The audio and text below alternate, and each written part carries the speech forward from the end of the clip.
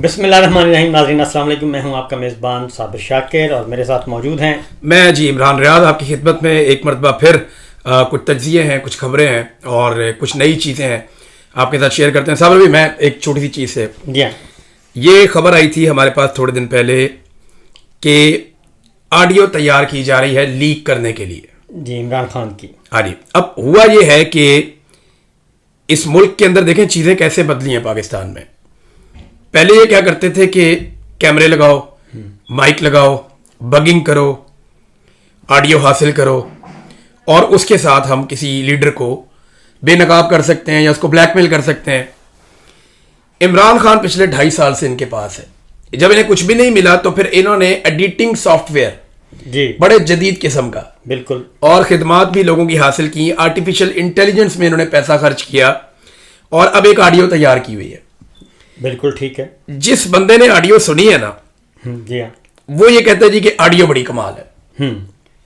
तो मैंने कहा जी फिर इसको अदालत में ले जाएंगे आप, ये क्या किधर जाएगी, क्या करेंगे क्या इसको? ये लोग अगर तो मिलिट्री एस्टेब्लिशमेंट ने किया तो ये लोग अदालत में ले जाएंगे, या आप गवर्नमेंट के लोग हैं, आप लोग क्या करेंगे क्या इसमें ना? उसने कहा जी अदालत में तो कोई चीज़ ले जाने की ज़रूरत ही नहीं है।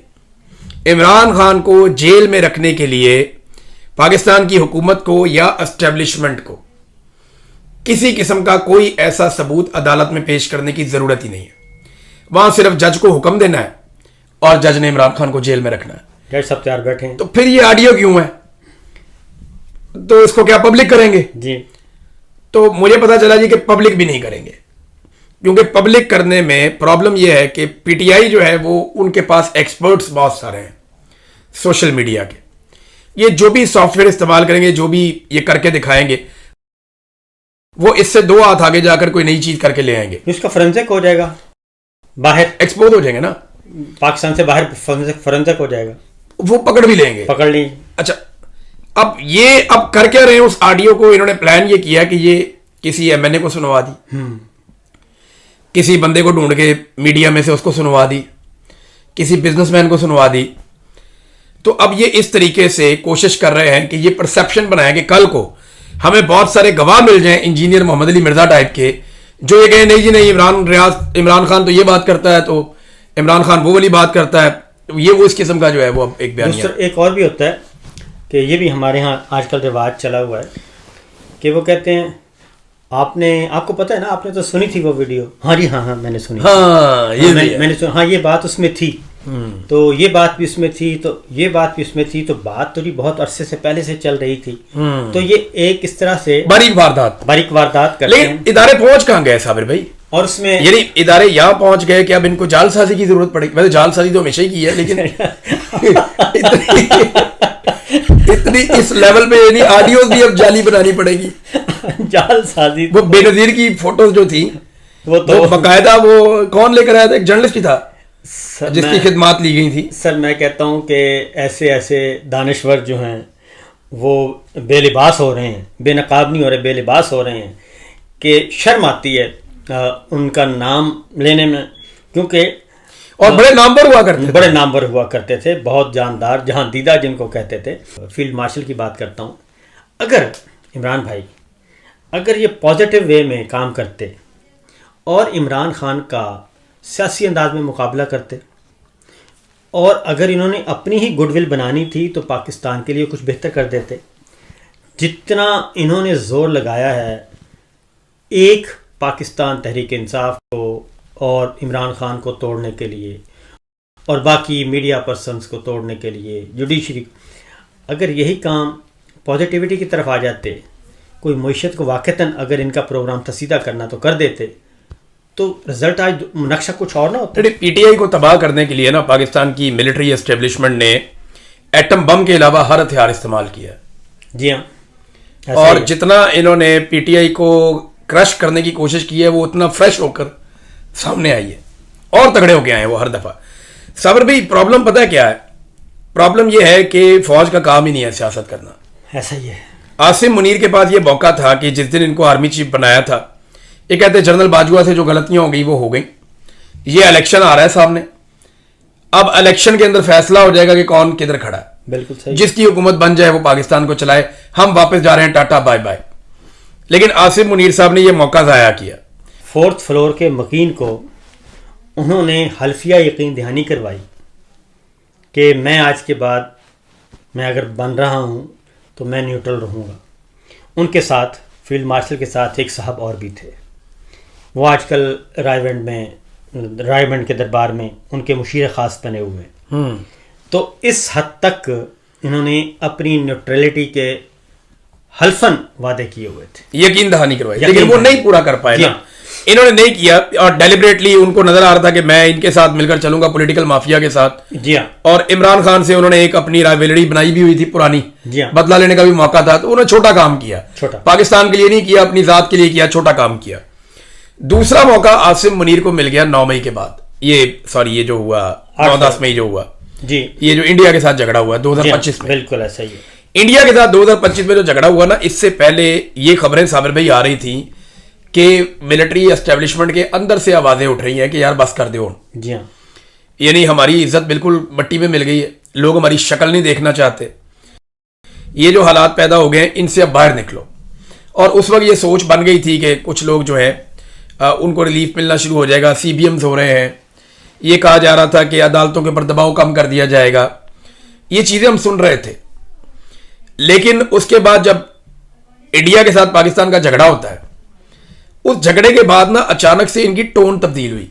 बिल्कुल। जो लोग एस्टेब्लिशमेंट के साथ अभी भी राब्ते में है ना, तो क्योंकि हम जर्नलिस्ट हैं, हमें तो सबसे राब्ता रहता है, पता चलता है कौन क्या है किधर।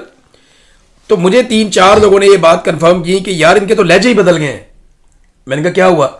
कहते रहे थोड़े दिन पहले तक हमें फील आ रही थी कि ये बिल्कुल सरेंडर पे पहुंच गए और ये अब अपनी जान छुड़ाना चाहते हैं, और जितनी बदनामी हो चुकी है इदारे की उससे जान छुड़ा रहे हैं। लेकिन जब ये इंडिया के साथ पाकिस्तान की लड़ाई हुई तो नरेंद्र मोदी ने जो भला किया इनके साथ, उसके बाद इनकी एकदम टोन तब्दील हो गई। इन्हें लगा जी कि क्योंकि पब्लिक में थोड़ी सी ऑक्सीजन मिल गई है तो अब हम ऐसा करते हैं कि पीटीआई के ऊपर वो सारा जोर लगा देते हैं। ऐसा ही हुआ, इन्होंने फिर वही किया। आज ये दोबारा से अप्रैल 2025 वाली सिचुएशन में आगे खड़े हो गए। एग्जैक्टली उसकी वजह यह है कि ये उस वक्त जब ये भारत के साथ मामला हुआ तो इन्होंने सबसे पहले अडयाला जेल भेजा बंदा, ठीक है, मदद मांगी थी, मदद मांगी। इमरान खान ने कहा कि मेरे कहे बगैर मेरे कहे बगैर मेरी पूरी पार्टी खुद ब खुद ये काम करेंगे क्योंकि मुझे पार्टी का पता है। दूसरा, इन्होंने हमसे भी राब्ते किए, तो हमने भी कहा कि इसके लिए आप ये तो कोई बात ही नहीं है, कोई जरूरत नहीं है, हाँ, तुम लोग फोन ना करो, हम हमारे लिए आप फिक्र ना करें, हमें पता है क्या करना, हमें पता है कि कौमी सलामती क्या है और कहाँ। बल्कि ये तो लड़ते नहीं थे, साबिर भैया को याद है, ये तो लड़ते ही नहीं थे, इंडिया रोज मारता था, ये जवाब नहीं देते थे, हम इनको कह कर थक गए भाई लड़ाई को उठाओ। आज मेरी इंतहाई सीजन सीनियर पावर कॉरिडोर्स के अंदर रहने वाले एक बहुत बुजुर्ग आदमी से बात हुई, तो मैं आपको बता भी दूंगा। तो उसके उन्होंने कहा कि भाई यहाँ पे तो हर तरफ ना अंधेरा ही अंधेरा है, और असल प्रॉब्लम ये है कि उन्होंने कहा कि ज़िया को भी हमने देखा है, अयूब खान साहब को भी देखा है, हमने याहिया खान को भी देखा, मुशर्रफ को भी देखा, सबको देखा, लेकिन जो कुछ ये कर रहे हैं ना, ये कभी माजी में कभी नहीं हुआ, इसलिए इतनी ही नफरत है। अब एक बात मैं और आपने आज अपना अपना पॉइंट ऑफ व्यू देना है। एक चीज़ पिछले दिनों बयान की गई और बहुत ज़ोर शोर से की जा रही है कि इदारे जो है ना जी, इदारे बिल्कुल सवाल ही पैदा नहीं होता, वो इमरान खान पे भी इदारे क्रॉस लगा चुके हैं, इदारे जुडिशरी पर भी क्रॉस लगा चुके हैं, इदारे फलां पे भी क्रॉस लगा चुके हैं, और इदारे के अंदर सफाई की ज़रूरत है। दूसरा ये कहते हैं कि अंदर कुछ लोग बैठे हैं, वो फील्ड मार्शल से गद्दारी कर रहे हैं, और वो क्या करते हैं, बल्कि डिमांड आई है, फील्ड मार्शल तक ये डिमांड गई है कि ये पता करें कि ये जो बाहर लोग बैठे हैं, मैं आप, हमारे अंदर राब्ते हैं, हमारे अंदर राब्ते हैं, हमें खबर कौन दे रहा है, वो ये जानना चाहते हैं। और इसलिए ज़रूरी है कि फील्ड मार्शल फौज के अंदर सफाई करें, अब मैं ये आपसे पूछना चाहता हूँ कि मैं ये डंके की चोट पे कहता हूँ, डंके की चोट पे, कि कभी किसी इदारे ने किसी पे क्रॉस का निशान नहीं लगाया। मेरे पास एक खबर है बड़ी मज़ेदार, मैं उस पर अभी भी काम कर रहा हूँ। एक यानी मैं आपको बता देता हूँ थोड़ा सा, ये बड़ी ब्रेकिंग न्यूज़ हो जाएगी। एक टिकटॉकर हैं, पाकिस्तान की सबसे बड़ी टिकटॉकर, आज से चंद माह पहले, अब मेरे पास एग्जैक्ट डेट अभी इस वक्त नहीं है, लेकिन ये 4 से 5 माह पहले की बात है जो मुझे इन्फॉर्मेशन मिली है। उन्होंने खाली अपने घर के अंदर गोलियां और खुदकुशी कर ली। अब ये औरत ने खुदकुशी कर ली और रोला पड़ गया उसके घर के अंदर के बाद बाहर ना निकले। खुदकुशी की कोशिश की उसने तो कर ली ना अपनी तरफ से, गोलियां खा रही, पत्ता पूरा खा गई गोलियों का।